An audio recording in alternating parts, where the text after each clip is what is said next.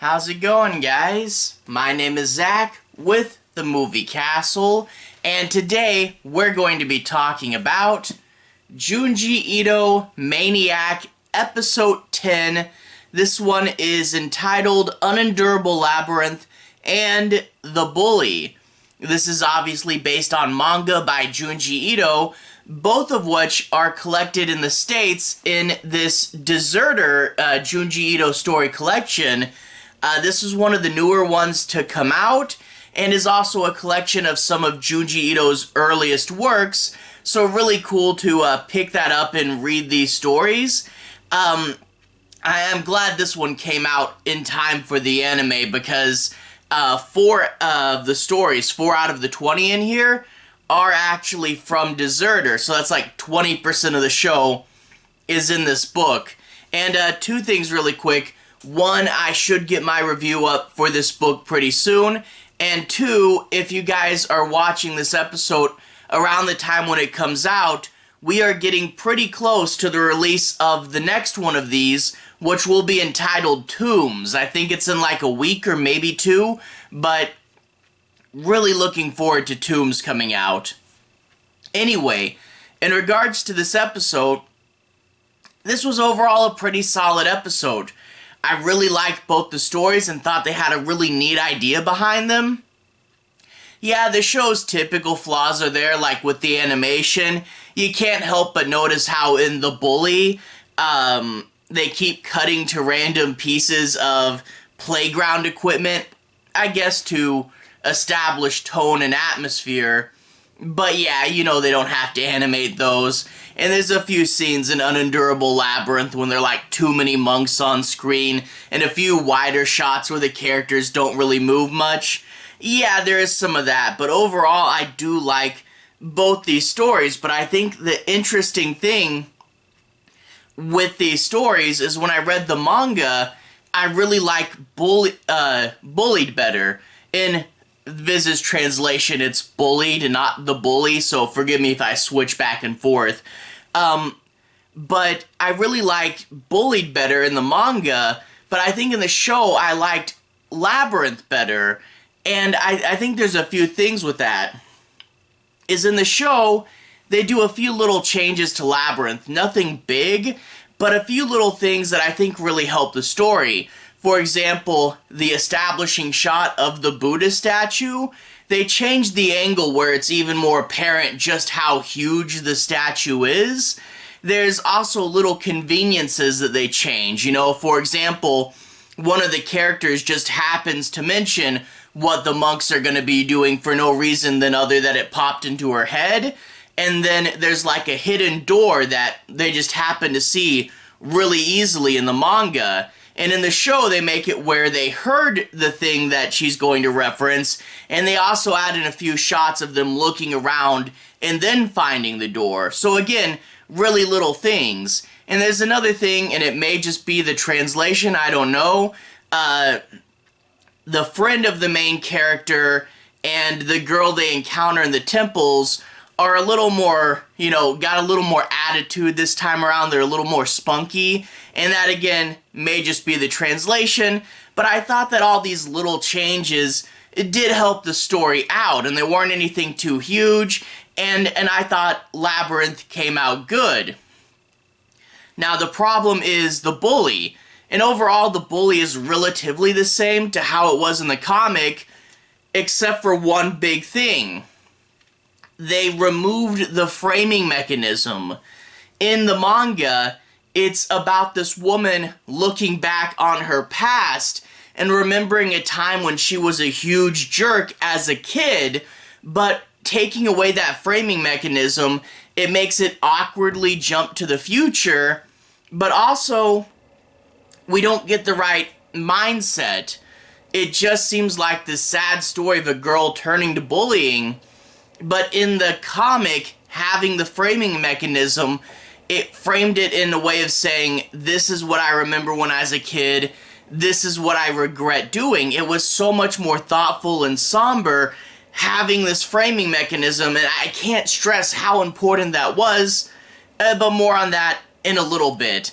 Let's take a closer look at each story I'm not going to be doing any major spoilers, but I do want to talk a little bit about the plot and in further go into a little bit deeper of analysis.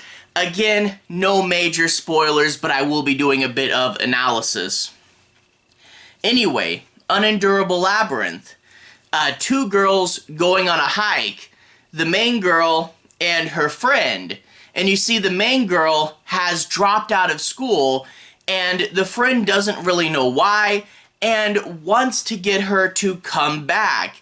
This whole trip, this hiking excursion, is a way to say, hey, I'm here, I care about you, I want you to get back into school, get your life back on track. And that's the goal here. But they quite quickly get lost, and trying to find their way back down the mountain, they stumble across a group of Buddhists. And at first, the monks are kind of standoffish, they won't talk to them, but their leader shows up, and he starts to explain who they are. They're a relatively unknown sect of Buddhism, so they have their own traditions, but also, they're not really new. They hear about it and they say, oh, you guys are new, and they're like, no, we've been around too long to be called new, we're just obscure, you know? So he says, it's too late to get home tonight, stay with us, maybe spend a couple days with us, see what we're about. And of course, the leader is going to try to work on the main character and say, I can tell you don't have inner peace, stay with us. And there's going to be another girl they meet who says, I don't know if you can trust this place because I'm looking for my brother. He went here years ago and never came back, so I don't know what they're up to. And we will get more mysteries going on.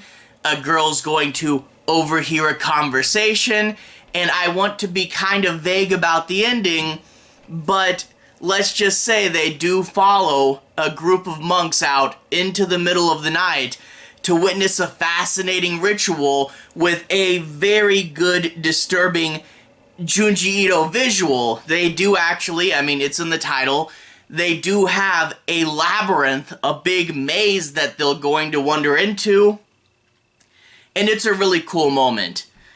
Two things with this. I am trying to be vague because I really don't like to go into spoilers, but the show doesn't necessarily care so much about that because for whatever reason, this episode opens with kind of a sizzle reel where they show you a bunch of clips from what's going to happen later on. And I mean, I had read the manga first, so I knew what was going to happen, but still, I'm like, man, what if you hadn't? Like, just gonna show it, and you know, without the context, maybe they're not super spoilery and trailers show us stuff all the time, but still, I didn't like that they're like, hey, here's a few bits from the end of the episode. Nah, I mean, it's a 12-minute episode. I know you want a strong hook in the beginning of the story, but you're kind of spoiling it. I don't know. And also, I do want to say, this one ends a little bit abruptly. It's pretty similar in the manga as well. Although with the manga, you do get some narration over it, which kind of explains things a little bit better, but yeah, I don't know. The story always did have a good dark place to leave off, but it always cuts off just a little too soon, and I'm like, okay, but the story would go on a little, maybe, I don't know. But anyway, overall, a good idea. You gotta love deep, dark dungeons and mazes and stuff. And I thought this was pretty cool. Really good, disturbing idea at the end there. Anyway, after that, the bully, or again, in this book, listed as Bullied.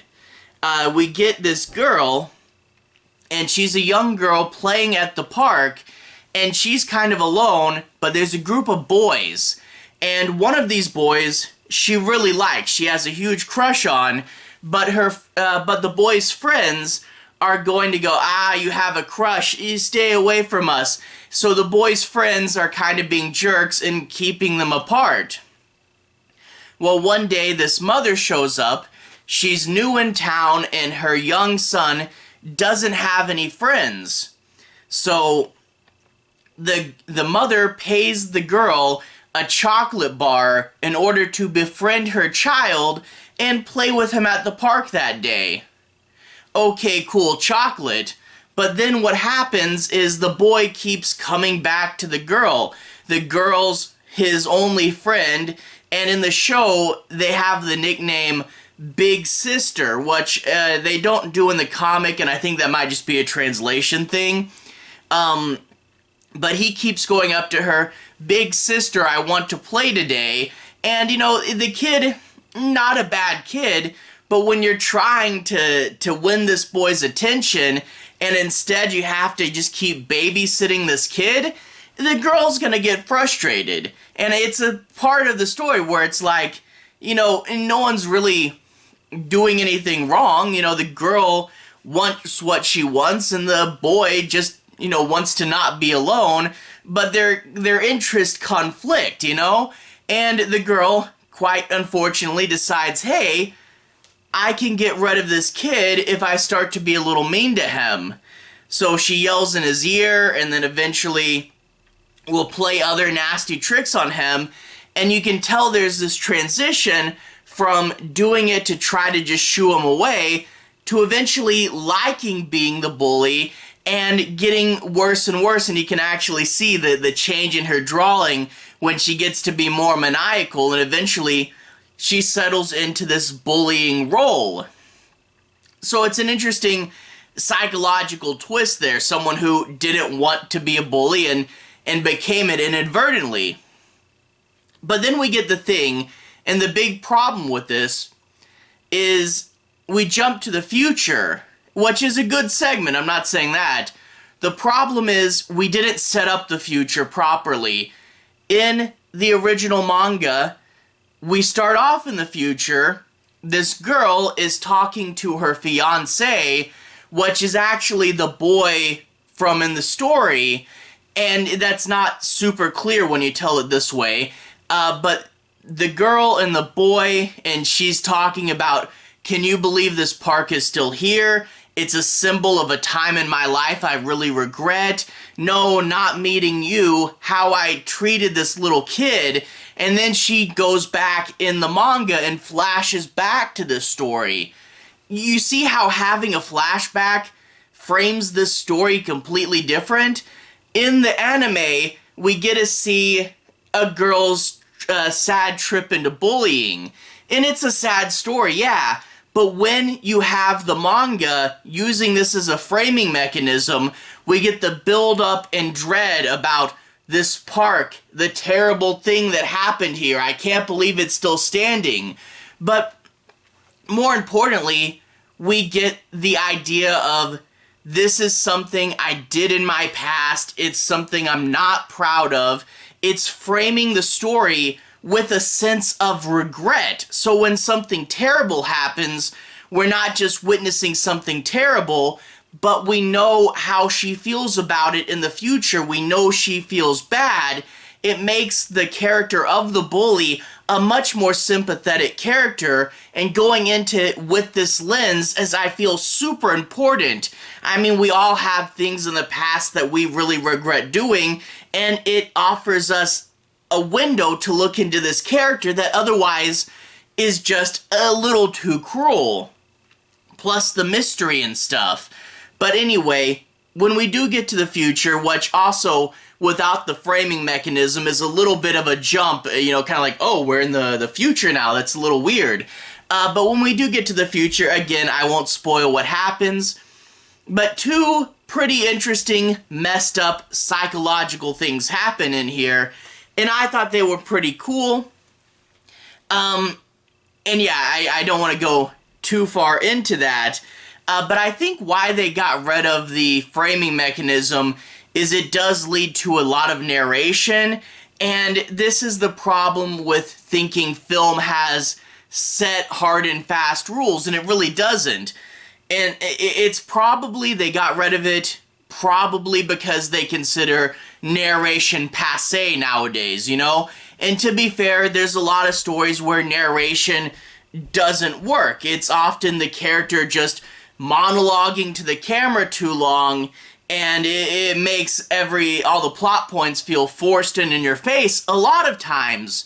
But the thing is, narration does have its place, and it does work. So in here, the girl in the future narrating the story just provided a lot more emotional context, which wasn't necessarily on the screen. So yeah, they probably cut out the framing mechanism because it was narration, but overall, huge mistake. Because, you know, like I said, when reading the manga, I liked Bullied better because of how much emotional weight and drama was in it. And the moment I saw they weren't doing the framing mechanism, I went, oh, that doesn't work. It's still a fine story, but it doing it this way really just removes so much weight, and it goes down from being a really great Junji Ito story to being just okay. Overall, though, I thought this was a pretty good episode. Not great. A few interesting little changes for Labyrinth, and one big detrimental change to Bully, but overall, a decent episode of the show. Like I said, I think both have pretty interesting concepts, and I really did like them both, but yeah, they did mess up Bully a little bit. But anyway, to everyone who's watched so far, thank you for watching. To everyone who's liked and subscribed, thank you. You really are helping the channel out. I'll leave a relevant playlist on the bottom. This should be my Junji Ito playlist. If you guys want to see me talk about more Junji Ito things, I've talked about a lot of the books. I've also unboxed some Junji Ito pocket curses. There's the Slug Girl Acryl, that's in there too. So if you want to see me talk about a lot more Junji Ito, you should be able to find this in the playlist right here. Anyway, have a good day. I'll see you guys again very, very soon. Junji Ito playlist on the bottom. Have a good day now.